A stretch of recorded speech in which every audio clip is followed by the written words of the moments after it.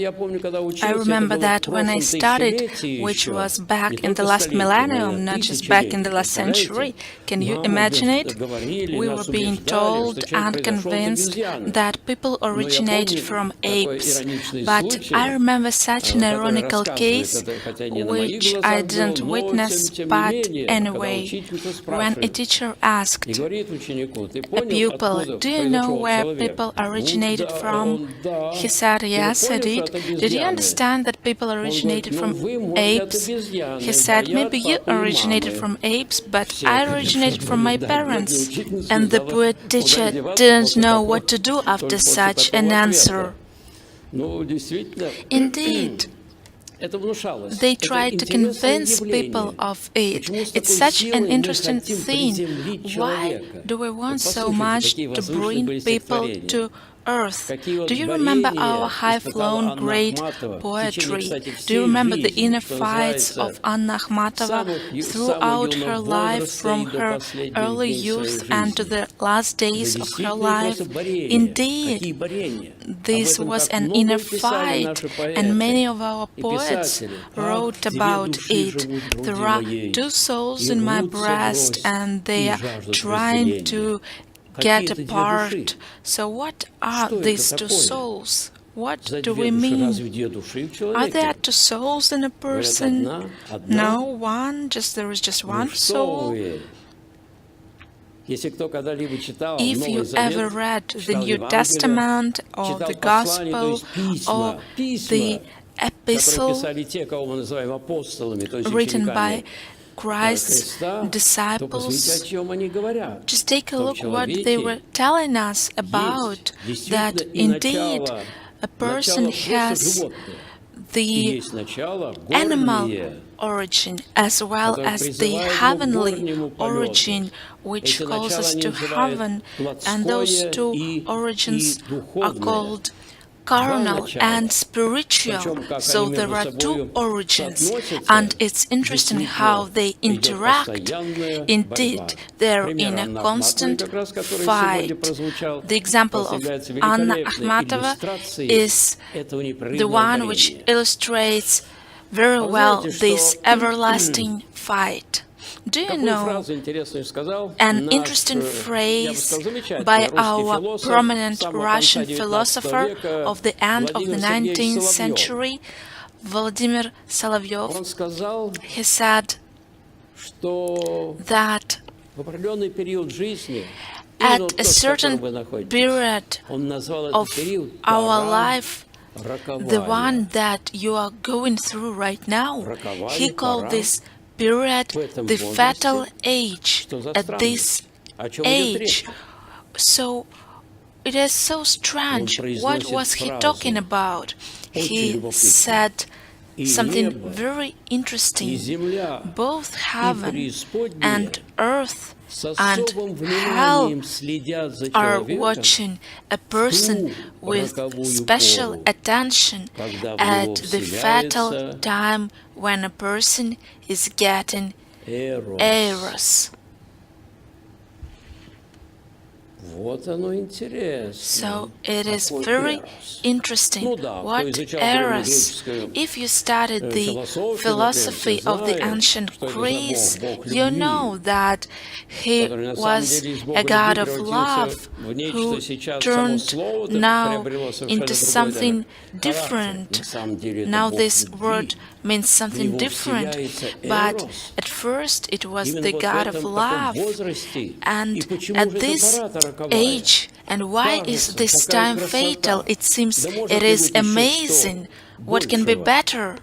What age can be better? What can be better? And he explains it. Indeed, it is the fatal age. Why? What is the problem? Why did he call it fatal? What serious is going on here? There is a great image that is being offered. It is as follows. It turns out that every person from their birth are given as a closed bud, something, and you don't know what will come out of it. But this fatal age, this bud gets open, and a flower gets out, and it's like a beautiful cup full of something that was being drunk by the Olympic gods. It is full of the divine nectar. It is the nectar of love.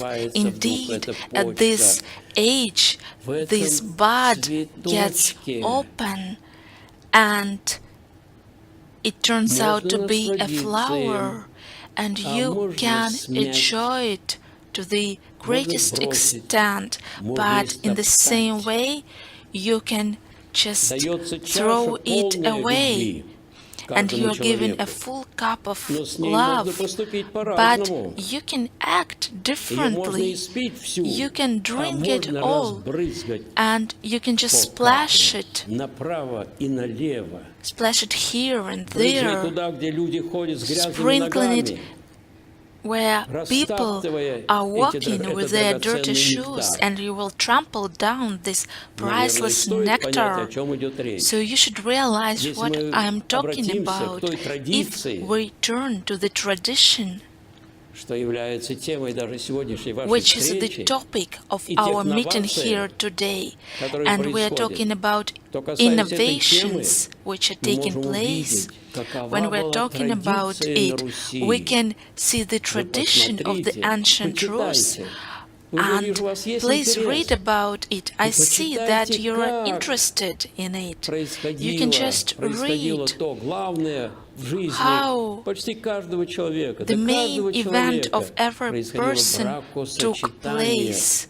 It was the marriage when the two people first became one. What was before it? It was a great festivity, and it was a great joy indeed. And this moment of this union, this marriage, was an amazing event which was for life, because before marriage neither him nor her splashed this cup somewhere, nowhere to anybody. So we happen to forget about the great tradition of our people. This is the tradition which lasted for thousands of years, which we can sum up in one single word: chastity.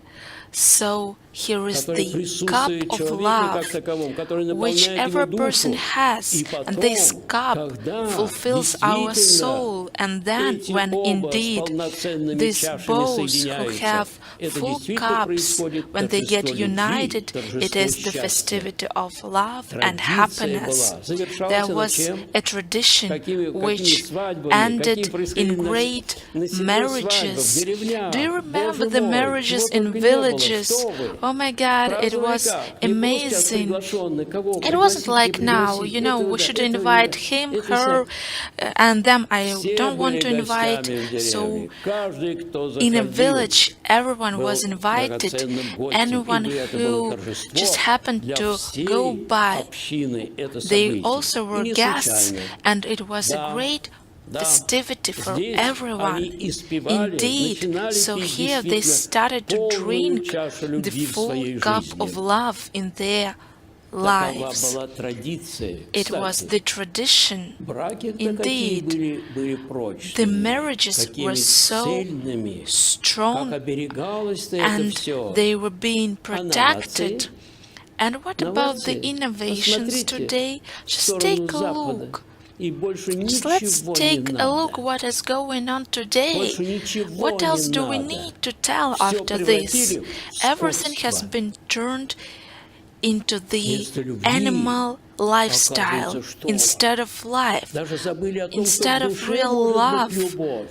We just happen to forget that love can be found in a person's heart, and it was the love that a person was ready to sacrifice everything for, even their life. You can read the novel Silver Night by Alexei Tolstoy. It is a very interesting novel, and you can just take a look at how great the real life situation is described, and the image of the Silver Night is so beautiful.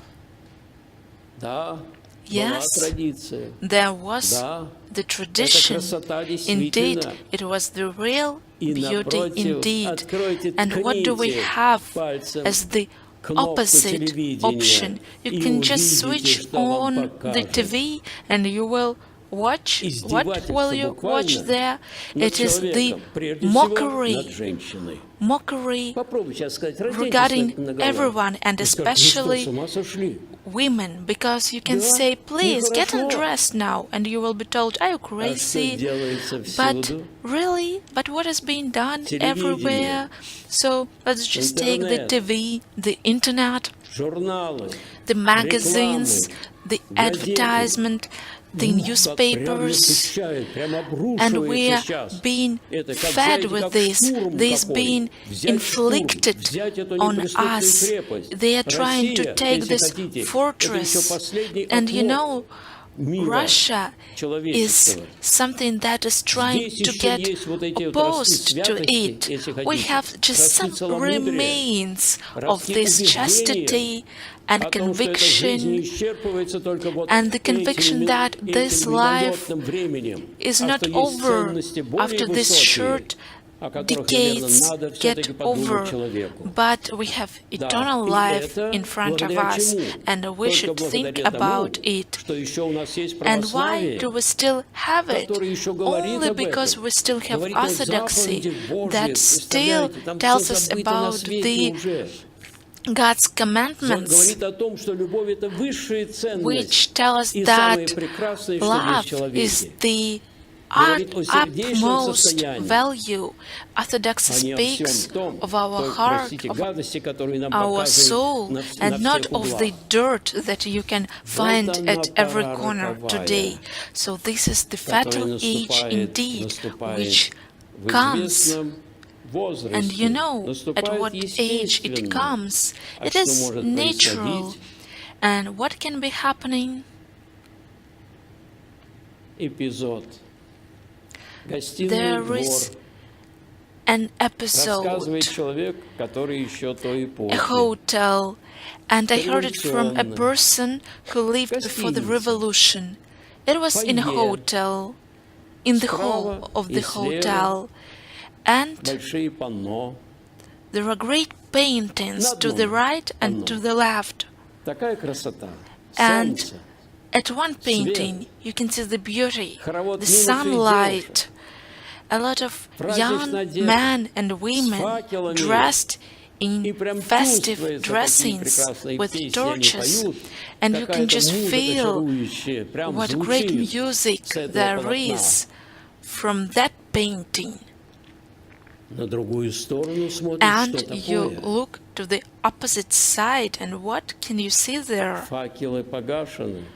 The torches have been put out. They're somewhere on the ground. It's twilight. And there on the ground, the bodies which are intertwined. So such a smart person was able to create these two paintings in a hotel. Here, please take a look. What do you want? This beauty or this dirt? It is amazing. I wish this could happen more often, and we could see such artwork more often, so that we could realize what happens to a person at this fatal age. So here a person has to decide what they pick, the real beauty, or just simply the instincts from the animal life. That's what a person is facing, and indeed it has a great meaning for the vector of life of this person. And we realize that indeed, if we think about the sense of our life, if we think about the understanding that the Orthodox says that our life lasts just for some time, and we don't know at which moment this will come to an end. We don't know, but really, it is easy to think that this is just an exam that we are taking here, and like we have to enter some university, we have to get ready here, we need to pass an exam in order to have something next. And the Orthodox says that our earthly life is our free choice. Nobody is making us do anything, so we have to pick the real vector of our life, and this choice will determine our future. It will be our real future, not just some fairy tales. These are not fairy tales. We have so many facts today, and we have a lot of literature. We can read about our afterlife, because there is life after death, and there is a lot of literature on it, and it turns out that here we live like in some fog or like at night, and we don't know what will happen next, and how we can estimate something, and we don't know anything, what is true or not, but there everything will come to the light, everything will be revealed, all our thoughts, all our moods, all our actions, and we will see all of it in front of our conscience and in front of God. And God is the Spirit, and the conscience that is present in every person is the voice of God. And via our mind and will and heart and conscience, God speaks to us, and the innovations that are inflicted on our country and on our people today because of the perestroika that we had, and this false understanding of the freedom, which is believed to be that you can do anything you wish despite of your conscience. So where is this coming from? So who benefits from it? Why should people get corrupted? Why can't we watch movies about chastity, about courageous and merciful people? Why can't we see it on our TV? Why is the only thing we can watch is dirt? Let's think about it. We know a tree by its fruit, and now we can see a lot of fruit. So who is this tree, and who benefits from this? Who inflicts and forces this dirt on all of us? And this is an everlasting flow. And they are trying to get us convinced of something, and they are trying to get our nature and personality perverted, and that's what is going on, and that is being done consciously. So this is a conscious process. So now we are facing the choice. And why are we facing the choice? Because we are living our fatal time when both heaven and earth and hell are watching us very attentively at this time when a person has the process, the ongoing process inside them, when this bud is getting out and is opening and a flower comes out of it and anything can be done to it. So this can be an amazing flower or it can be thrown away as some trash. So this is the latest innovation that we face now, and there is corruption under the hypocritical flag of freedom. So, this is one of the most serious threats and one of the most disgusting innovations which take place today and which are the reality that we face. But every person has both reason and conscience. People often ask, how should I act according to God's will? The answer is very simple. You have reason and conscience. You should act according to them, and you should listen to them.